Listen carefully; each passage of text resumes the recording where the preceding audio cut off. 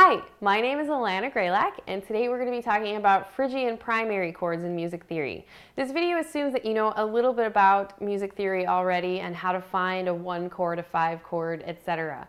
When we're talking about the Phrygian mode, it's one of the modes that we have in music that we used to use.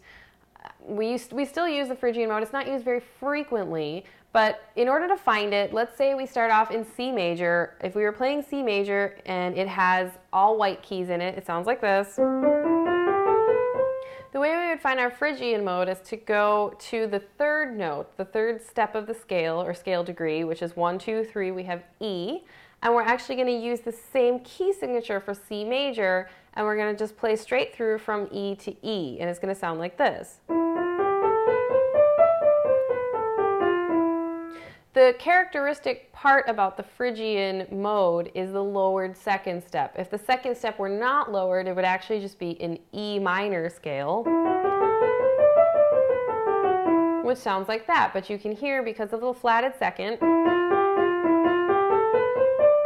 it sounds like a Phrygian scale. So the primary chords that we're going to talk about here, you can consider the first chord of the Phrygian scale a primary chord, because it's the tonic chord of it. So the tonic of, E Phrygian would be E, so we have an E chord. And then the other primary chords would be, more importantly, the ones that contain the characteristic flatted second. So in this case, we're looking at E Phrygian.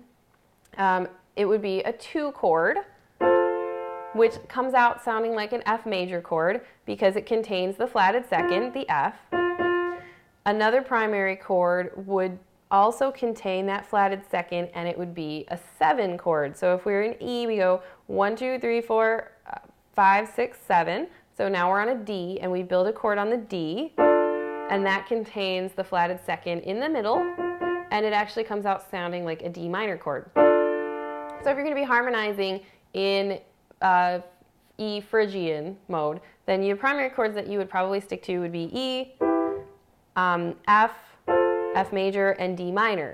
There is one other chord in the key signature that does use that flatted second, but it's a 5 chord. It's built on the 5th step, and it ends up being a B diminished chord. And because it's a diminished chord, you're probably going to want to stay away from it when you're doing any harmonizing.